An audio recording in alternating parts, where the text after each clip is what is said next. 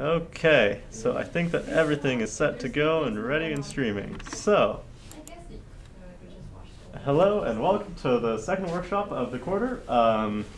We'll be talking today about planning stories and story structure and some strategies for outlining.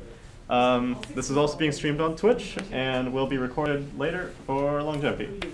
So let's get going. Some of today's material is borrowed from a book that I picked up on the Humble Bundle recently called Video Game Writing from Macro to Micro. I thought that it was kind of handy and I liked it. So that's been, I'm going to be using some of the material from that. Can you get the door, please? Thank you. Hello. So, how many of you are familiar with traditional story structure? I guess just like taking writing classes or chatted about that? Great. Yeah, stuff like that. Cool. So, you've probably seen this before, but this is a plot triangle. Generally speaking, plot can be classified in this sort of manner, and it's not a strict format. It can kind of wiggle up and down a bit. But generally speaking, you'll have the beginning, which has the exposition, just saying what's going on, who are our characters, what is the world that we're working in. And then introducing the conflict, like what's the problem, what's going on, what are we trying to fix or solve here as the heroes of this story. The middle consists of the rising action and the climax. So the stakes get higher, things get more interesting hopefully, and we get a little bit deeper into the story. And then the climax is the most exciting part, the final battle, the biggest bang type of thing. And this concludes with the ending. We've got the falling action, so things sort of slow down a little bit. The problems are being resolved, hopefully. And then the resolution. All the problems are solved. Our heroes live happily ever after, or they don't, but I prefer the former. So, yeah. So this applies to stories in a larger sense, but we can also apply it to a smaller scale. So, for example, today I'm going to be talking about Bastion. How many of you guys have played Supergiant Games' Bastion? Great. So I'm just going to take apart the first level. I was going to demo it, but I thought that might take a bit too much time. So you'll have to deal with screenshots. So, Bastion, it's a wonderful game. I love it a lot. Let's see, so the first level starts with your character waking up to find that the world around them has just been destroyed by some great calamity. This is our beginning, right? So we're just figuring out what's going on, what's happening. As you wake up, you wander around, a narrator is guiding you, and you try to find out what's happened to the world around you. It's just like, it's ruined. It's almost like this apocalypse that has happened. So as you go, you scavenge weapons and fight your way to the Bastion, a safe house of sorts, in the case of an emergency. So the enemies grow stronger, but so do you, as you pick up some handy weapons and power-ups. It's the rising action, right? Things are getting more intense. You've got like you can get like a cool bow and arrow, and special attacks and all that. So the action comes to a head when you take the first level's core. This causes the world around you to crumble, and you have to make a mad dash to the airway to the Bastion. So this concludes with the main character finding the Bastion, but finding it empty, bar one other survivor, who explains that they're the only ones who made it. And that is the first level of Bastion. And I would have had pictures of the first level of Bastion beyond this, except for some reason my game crashed as I was trying to get pictures. So as you can see, we can apply this sort of rising and falling action to a smaller scale. And I bring this up because we're not always going to have the ability to work in a big scale, a whole story. We want to start thinking about things in a smaller level, like the first level of Bastion, for example. In the context of game development, the first level is still indicative of the game. It has the mechanics, right? Even though it's just sort of introducing them, right? Even that is still quite a bit of work to handle. So we want to be conscious of how much our stories, how the scope of our stories, how much that will be going on.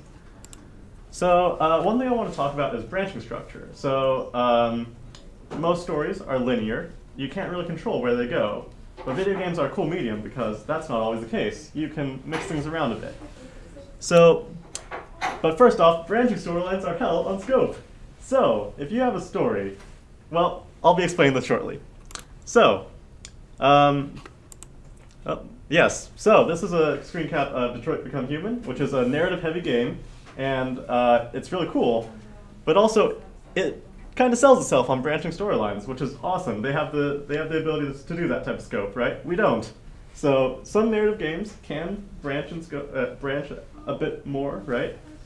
Because this game is a little bit lighter on mechanics, right? So it's still going to take a lot of work to do this, but they are able to do that. We, not so much, and here's why. So a simple story is just linear, right? Act 1, Act 2, Act 3. If we wanted to turn this into a branching storyline, we might say, hey, so we have our heroine, she's a daring hero, and she's out to save the world. Well, let's say, oh no, the prince with the key to save the world died in Act 1. So we want to make a lasting impact, right? We're going to have a completely separate branch of what happened if our character died. Well, you see, that would be twice as much writing, almost, which is not sustainable. Can you get the door, please? So we got to be conscious of this. So that's not to say that branching storyline is impossible. You can do this, and there are games that are better for it, like, say, visual novels, if you so desire. But a strategy to go about this that isn't this fractal storytelling, completely separate branches, right, is called modular storytelling, which has branches that reconnect or has smaller choices. You can still have multiple endings, but these might be determined by small little pieces of information that don't drastically change the complete flow of the story. Yeah. This can be, well, I didn't put other images, never mind. Well, I meant to put other images that were a bit more complicated examples of this sort, because if you notice, this is an ineffective picture because there are just as many boxes in this picture on the right as the one I told you what not to do. But the point is that the endings might be shorter amounts of writing than whole acts on the side. So yeah. So one way to better work with our sort of storytelling that might be all over the place is to plan it better. So we're going to be talking about outlining. So you've got a great big story idea in your head. Great. How do we get that on paper? Your team lead has given you the framework for a narrative. Cool. How do we build upon it? So the first step is to understand the story that you're working with. So here are some questions that you should hopefully be able to answer about the story idea, whether it's your own original story or something that the team lead has given you to build upon. Who is the story about? Who are the characters? What do they want? What do they need, right? And how will that affect the story that you're trying to tell? How does the gameplay come into the story? We're applying mechanics, design. We've got to consider these things. What is the story about? What's the bulk of the story? What's the conflict? What's the plot? What's going on? So once you have these things down, you would put this in a very simple outline. So I'm pretty sure you guys have probably outlined things for your other classes and whatnot. It's not a new concept, and there's not like some strict format I'm going to share with you here. But you will want to break it down into sort of acts and scenes. So here's a sample. Can you guys read this okay? Okay, so let's use that same story that I mentioned in the linear story, right? This is also linear. Let's just say we have a hero going on a journey and fighting an evil queen with the prince named Corin. Great. I don't play Fire Emblem. That's not a reference, so don't think that it is. So yeah, let's see. Yeah, I'm just going to let you guys read that because I don't want to read that out loud. So just sort of give me a funny look when you're done.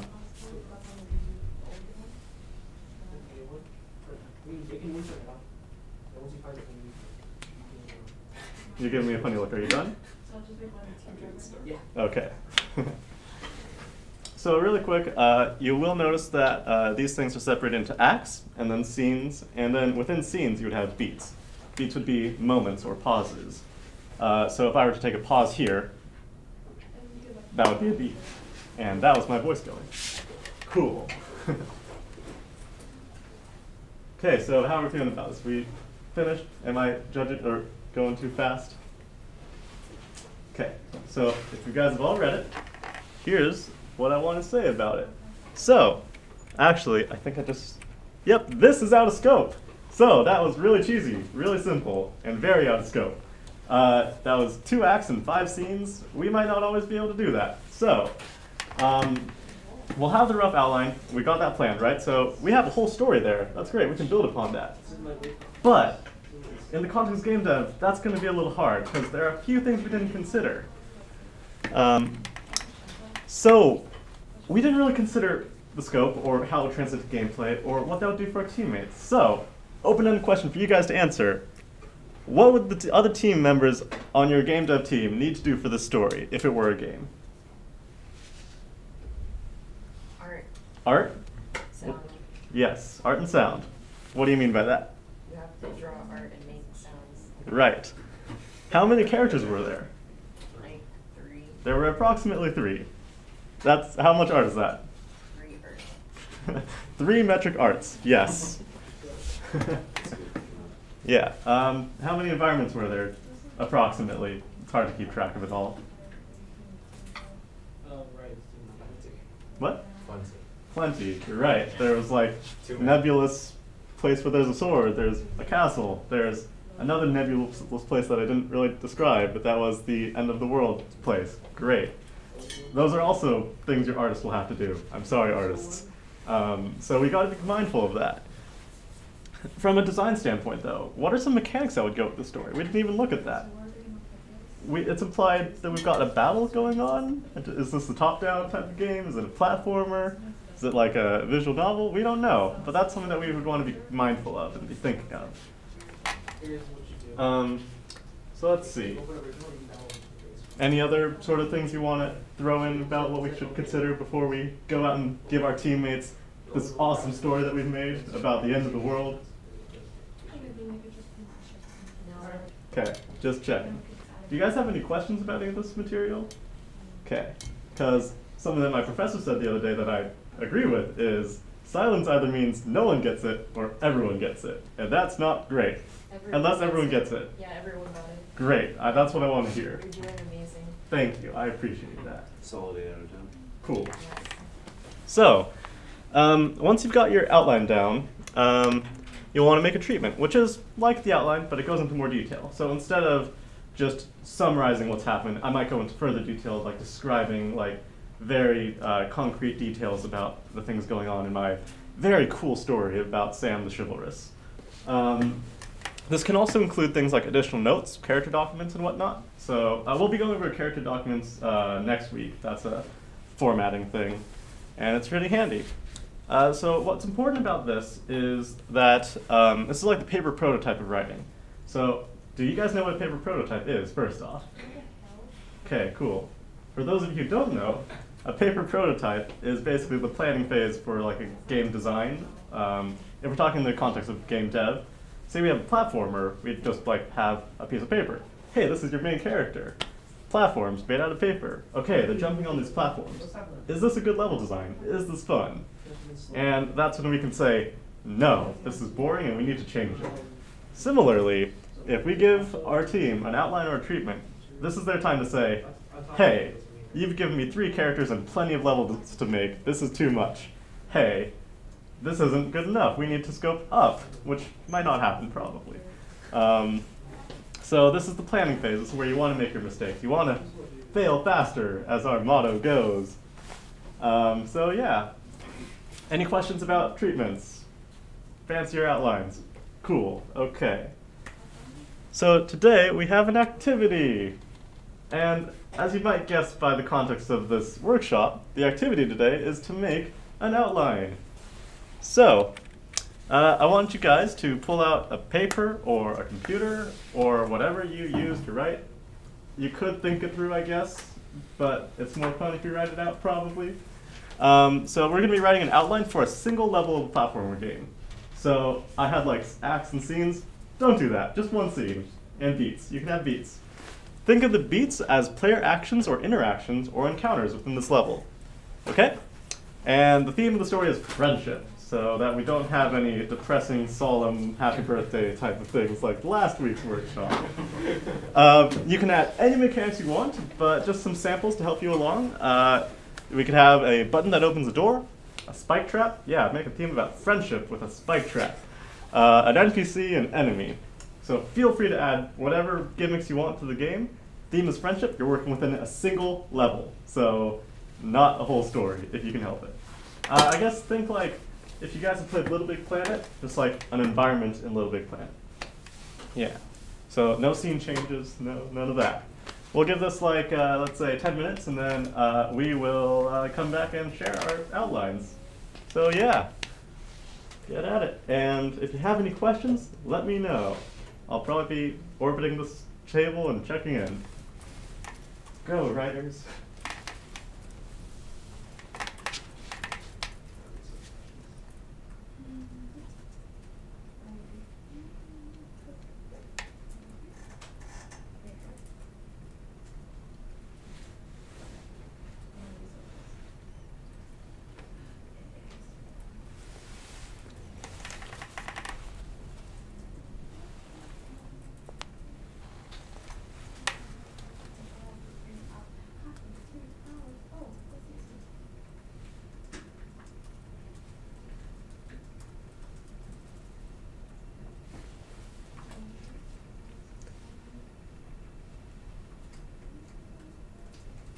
I feel like maybe it would be conducive to turn off the mic if that's an option I have, so I'm just gonna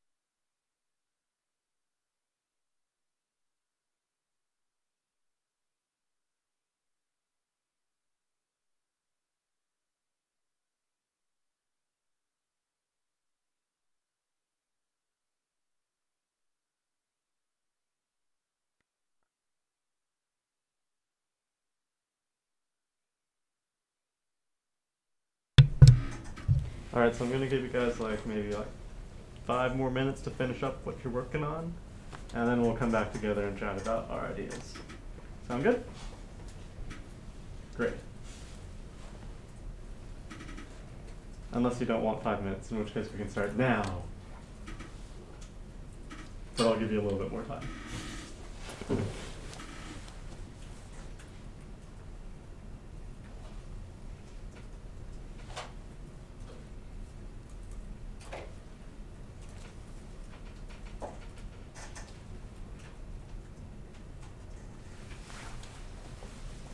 Things feeling good over here?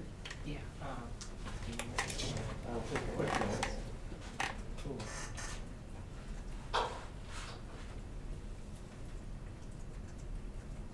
Hey, that's awesome. Love it. I'm excited to hear you talk about that in just a second.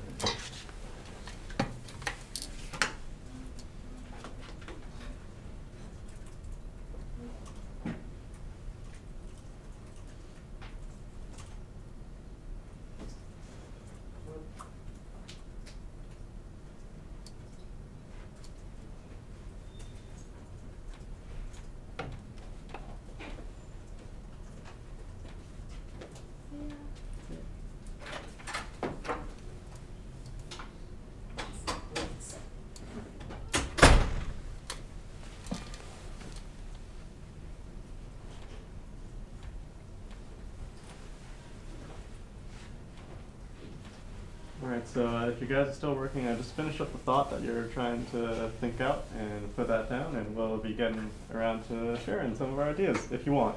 Not going to force you, but also it's really cool if you do share your ideas, because they're all awesome. So, anyone want to share the outline that they got going for the workshop?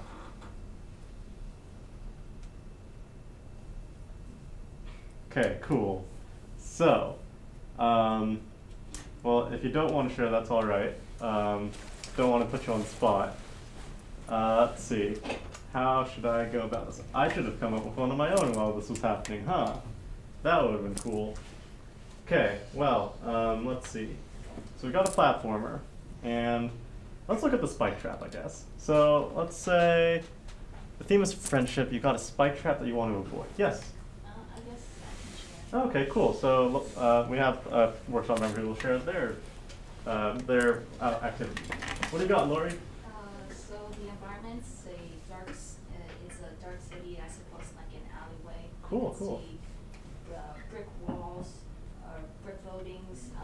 There are a couple of dumpsters there. You can see cats darting in and out. Mhm. Maybe a couple of crows flying overhead. So Cool. then those will serve as obstacles. Okay. And you have 2 characters. You see, one of them is an older man, and he, at the beginning of the level, you can see him running away. Hmm. So then your character is a younger man, dressed a bit strangely, Mhm. and he's trying to go after the older man, and apparently he's looking for some information Mhm. to save his friend. So then he has to use various movements such as wall jumps, maybe like crawling, sprinting, in order to get around kind of like the dumpsters, the high walls, the crows, and the cats, in order to reach the man at the end. Okay, cool. So I don't know if that picked up on the mic at all. So essentially what we had is a platform where you're in a dark alleyway with like a lot of cool ambiance. So we got like crows and dumpsters and brick walls. And some of those things are obstacles that you gotta sort of platform around. You're trying to chase down an older man who may have some information that you need to help your friend. So you're kind of on a mission to go get something to help your friend, and that's where the friendship theme comes in. Cool, I like it. Let's see.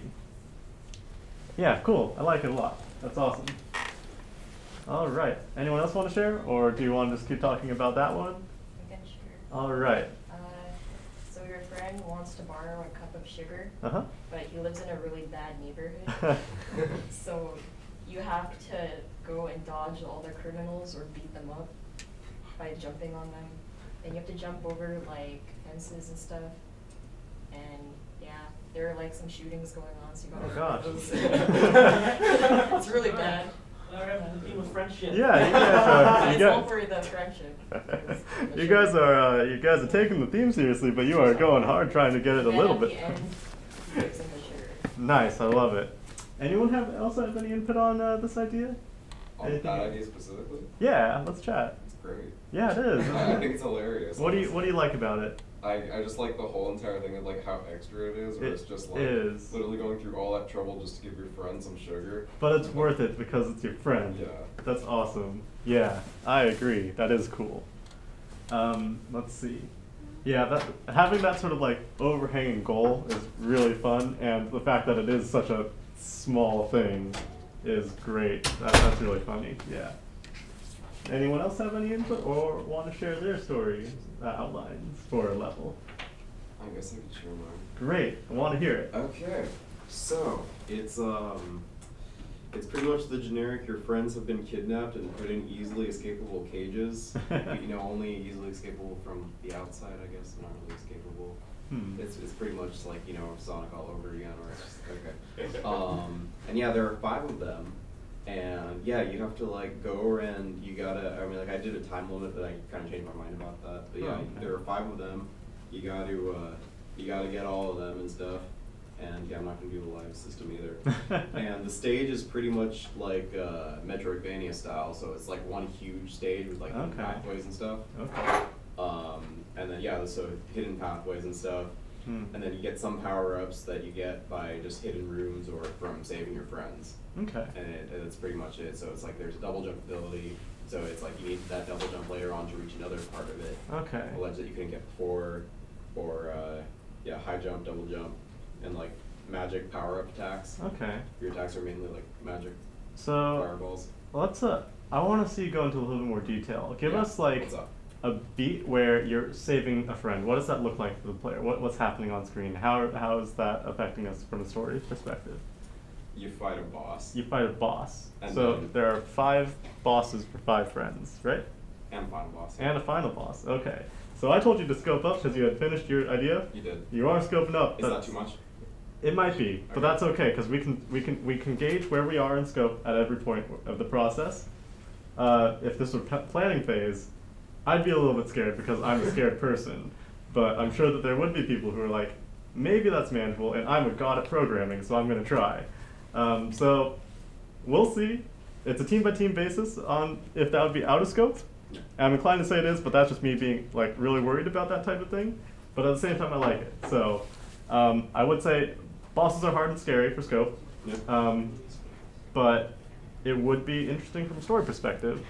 I'm honestly thinking like, I don't know, I keep bringing up Castlevania, but like those kinds of bosses where it's just like, you kind of just have to like memorize patterns. Like it's not like AI or anything, it's literally just like, there's a pattern for it. Gotcha. I think it might be a little easier than programming AI. Yeah, AI is pretty hard on its own. I can't talk for certain because I'm not a programmer, but I'm inclined to say that you're right that that would be a little easier to do.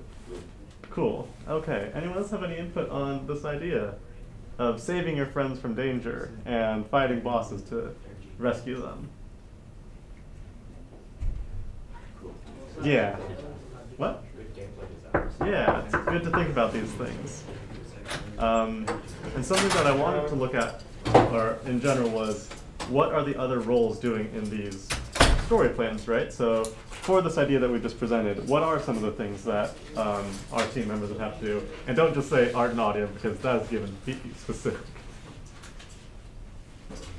Am I allowed to answer that question too? You are allowed to answer that question Okay, too. well there would be, and like, there's going to be dialogue too. Something I forgot to mention is that like when you do like talk to your friend or whatever, they might give you like a hint as to where to go next. Cool, okay, And, cool. like, so there's a dialogue option for that. Okay, so these are all like, the friends all know, it's like one big friend group, right? Yeah, pretty much. Okay. Or it's just like, oh yeah, I saw somebody else go that way. And, Gotcha. And then yeah, I mean like there also, I mentioned like some power-ups, like nothing like huge, just like you get to jump a little higher, or you get to have a double jump. And it's like, okay, your attacks do more damage, and I think that's just like changing something around. I don't know.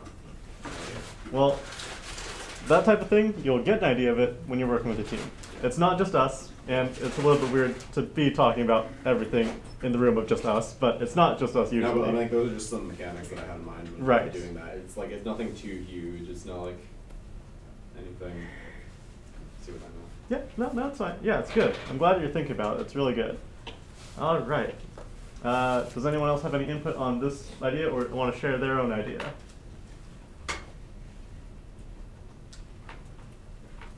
Yeah. Okay, great.